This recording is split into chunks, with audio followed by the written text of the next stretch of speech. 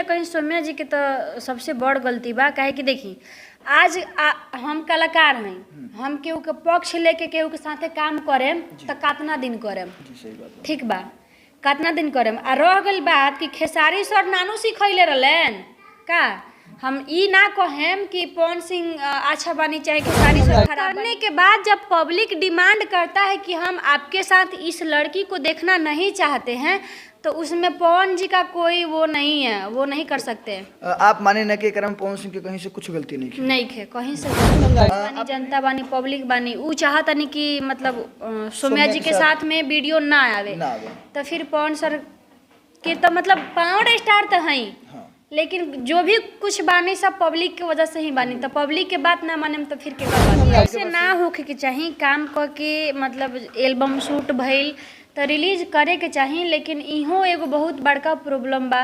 और पवन सर मानतनी कि सौम्या जी के साथ में काम करके गाना रिलीज भी कर देता नहीं, तब फैंस आप पर प्यार दुलार आशीर्वाद ना देवे, इन्हें को उन्हें सबके वो भड़क जाए। बस एगो पवन सर ही बाचल बानी, वहाँ के साथ में हमरा काम करे के बा और भगवान करियन तो बहुत जल्द। हम तो ये सुंदर बा जी, हमसे भी सुंदर बा। और ये लड़का के नसीब भी बताई कि आगे जा मेरी मम्मी नहीं है, इसको हटाओ, मेरी मम्मी को लेके आओ। ऐसे बोलता भी आप तो देखिए अभी तुरंत बहुत मतलब बहुत ज्यादा। मम्मी के हटे शिल्पी रघवानी। शिल्पी रघवानी नो जे पावर स्टार पवन सिंह, खेसारी लाल यादव सबके साथ काम करले बड़ी। जी जी जी। तो नमस्कार, प्रणाम। हम हैं आप सभी का भाई तेजा और आप सभी देख रहे बनी हेडलाइन भोजपुरी। आप सभी को बता दी कि आज हमारे साथ प्रीति राज मौजूद बड़ी, भोजपुरी के सुपरस्टार, एक्ट्रेस, हीरोइन, जोन मन तोहन कह सकी ना। अभी वो गाना आयल बा लभर के लइका, और उ लभर के लइका में और केहू और ना लइका जे पावर स्टार पवन सिंह के बोल के उनकर गाना गा के बहुत ज़्यादा तेजी से वायरल हो रहा बड़न। किट्टू हुई इनका साथे काम कर बड़न। पहले आपके हेडलाइन भोजपुरी में स्वागत बा, कैसन बनी आप? जितना लोग रवा चैनल के माध्यम से हमारा के देखा था सबके उके नमस्ते प्रणाम, गुड़ छुके गुड़ लागतानी। ये बताएं कि आप लभर के लइका सॉन्ग अंकुश राजा जी के साथ कैनी, कैसन लागल आपके? बहुत अच्छा लागल हमरा। ओकरा में एगो किट्टू सूर्य प्रताप सिंह काम कैले बनी। छोटा सा नाम बा किट्टू, परंतु नाम के इतिहास बहुत बड़ा बा, सूर्य प्रताप सिंह। उस साथ में बड़न अगर आपके लभर के लइका बड़न उ, तो उनका साथे काम करके कैसन लागल? और का को हम बहुत तेजी से पवन सिंह के नाम लेके उनकर गाना गा के उनकर क्यूटनेस की वजह से बहुत तेजी से उनकर वीडियो वायरल हो रहा बा। जी जी जी। देखिए एक्चुअली वो हमारे भाई के लइका है और बहुत अच्छा बात, थोड़ा शरारती करेला, क्यूट तो बढ़ले बा। पहले पहले वो काम ना करत रहे। शिल्पी रघवानी जी मतलब उनकी मम्मी, बबुआ के मम्मी बनल बड़ी। बबुआ के मम्मी के हटे शिल्पी रघवानी। शिल्पी रघवानी नो जे पावर स्टार पवन सिंह, खेसारी लाल यादव सबके साथ काम करले बड़ी। जी जी जी। तो वो मतलब गाना में मम्मी बड़ी। ठीक, गाना में मम्मी बड़ी। मम्मी बड़ी, ठीक बा। तो वो गाना में जब काम वगैरह से करावल जात रहे तो कहता अरे यार इसको हटाओ यार, ये मेरी मम्मी नहीं है, इसको हटाओ, मेरी मम्मी को लेके आओ। ऐसे बोलता भी है, आप तो देखिए अभी तुरंत बहुत मतलब बहुत ज़्यादा बोलता है, बहुत अच्छा लगता है और अच्छा लगा मुझे काम करके, बहुत अच्छा लगा। का करम वो बच्चा खातिर, काहे कि एगो छोटा सा क्लिप उनकर क्यूटनेस की वजह से वीडियो वायरल हो गई बा। जी। वो वीडियो के पावर स्टार पवन सिंह के मैनेजर से लेके म्यूजिक डायरेक्टर से लेके और भी कई जगह से कई लोग शेयर कर रहा बड़न। तो आपके का लगता है वो बच्चा के भविष्य अभी भी एक्टिंग कर रहा बा? आवे वाला समय में कैसे देखते हैं? क्या कि आप अपने आप में कला के माहिर बनी। जी। और वो लड़का के देखे में भी लागत है कि वो आगे चल के कुछ करी और एक्टिंग भी करेला, बोलेला भी बहुत अच्छा और सुंदर तो बढ़ले बा। हम तो आपसे भी सुंदर बा। जी, हमसे भी सुंदर बा। और ये लड़का के नसीब भी बताई कि आगे जाके का करी। अभी तो पढ़ेला लिखेला, अभी तो ये ना बता देम कि कलाकारी करी कि का करी, लेकिन ओकर ये लाइन में बहुत ज़्यादा मन लगेला। ऊ बा और ओकर बड़का भाई बा सूर्यभान सिंह, दोनों भाई एकदम एक्टिंग के माहिर बड़न सन, बहुत एक्टिंग करला सन दोनों। आप अंकुश राजा जी के साथ काम करनी और खासकर हम तो परिचय भुला गए नहीं, यहाँ के ज़्यादातर लोग पब्लिक बैगन वाली के नाम से ज़्यादातर जाने लग जा। तो खेसारी लाल यादव जी के साथ काम करनी, तो पावर स्टार पवन सिंह के साथ कब देखे के मिली ऑडियंस का? एक ऑडियंस का बड़ा डिमांड भी हो रहा बा। जी देखिए, अगर हमार काम अच्छा लगी पवन सर के और हम अच्छा लगम, हमारे काम अच्छा लगी तो पवन सर जरूर हमरा के मौका देम अपना साथे काम करे के। हमहू समय के इंतजार करतनी और हमहू रोज भगवान से प्रार्थना करीले कि हमरो कहियो पवन सर के साथ में काम मिलो, काहे कि हमरा घर परिवार सब केहू के सपना बा कि हम पवन सर के साथे काम करी। आपके भी इच्छा हुई, सपना हुई? जी जी, हमरो मन बा, हमरो इच्छा बा, हमरो सपना बा कि हमहू काम करी। जी वैसे आप भोजपुरी के तमाम सुपरस्टार के साथ काम कर लेल बनी, चाहे गुंजन सिंह हो, अंकुश राजा हो, जी जी जी। और भी तमाम स्टार के साथ। तो पवन सिंह के साथ आपके भी इच्छा बाटे, मन में श्रद्धा बाटे कि एक बार उनका साथे काम करे के मौका बस एगो पवन सर ही बाचल बनी, उहाँ के साथ में हमरा काम करे के बा और भगवान करिहन तो बहुत जल्दी हुई। एगो तरफ कहाला कि एक तरफ बड़न खेसारी, दूसरी तरफ बड़न पावर स्टार पवन सिंह जी। तो एक किनारा से आप दूसर का छोड़ के तरफ जायल शुरू कर दिले बनी। अगर ना ऐसन कोनो बात नहीं है, ऐसन कोनो बात नहीं है। देखिए हम केहू के पक्ष लेके ना चाहिए काम करे के, ठीक। हम अपना नसीब के असमय पर भरोसा करीले। हमरा के हम जान थोड़ी रहनी कि हम खेसारी सर के साथ में काम कर लेम। एगो घर के रहे वाला लड़की ना पहले से कैमरा के आगे जाकर खड़ा भइल रहनी कहियो, ना कहियो एक्टिंग कैले रहनी, ना हमरा कुछ पता रहे, ना डांस करे आवत रहे। हमरा पता थोड़ी रहे, काहे कि हमर नसीब खींच के ले गइल जा, नसीबे न ले गइल। अचानक पहिलका एल्बम एगो हम सुपर स्टार के साथ, ट्रेंडिंग स्टार के साथ में कैनी, तो हमर भाग और किस्मत नसीब साथ देले बा, तबे हम जाके कैले बनी। एगो सवाल आपसे बहुत अहम हो जाला, भोजपुरी का आप हिस्सा बानी तो जरूरी बा कि आपसे भी सवाल करल जाओ और भोजपुरी के बारे में चर्चा करल जाओ। सौम्या पोखरेल कब जाना तनी? जी बहुत अच्छा से जाना तनी। सौम्या पोखरेल कुछ ही दिन पहले पावर स्टार पवन सिंह के बोलले रही कि हम नहीं जानत।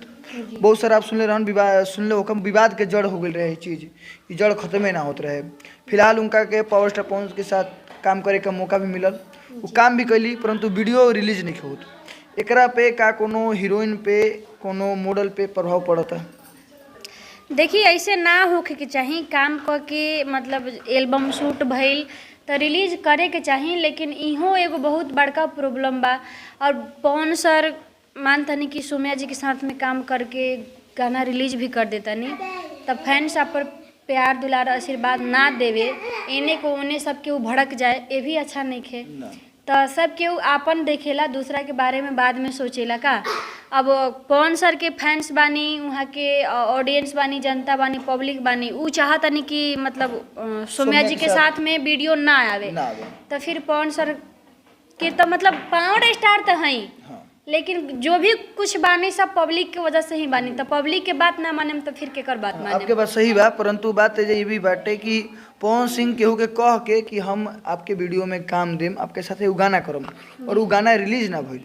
तो देखिए पवन सर वादा किए तो काम किए, ऐसा नहीं है कि वादा करके काम नहीं किए, काम किए, लेकिन काम करने के बाद जब पब्लिक डिमांड करता है कि हम आपके साथ इस लड़की को देखना नहीं चाहते हैं, तो उसमें पवन जी का कोई वो नहीं है, वो नहीं कर सकते। आप माने ना कि करम पवन सिंह के कहीं से कुछ गलती नहीं की? नहीं खे, कहीं से कोनो गलती नहीं। आप ये भी माने ना काहे कि देखिए पवन सर खुद मजबूर बानी। अब ऐसा थोड़ी बात बा कि वहाँ के मन ना हो कि हम सौम्या जी के साथ में काम करके गाना रिलीज कर देम, जब हमरा नाहिए करे के रही तो काम करती काहे? काहे कि बजट में वीडियो के कम से कम 4-5 लाख लाग गइल। तब तो वहाँ के 5 लाख तो रुपया बर्बाद भइल नु।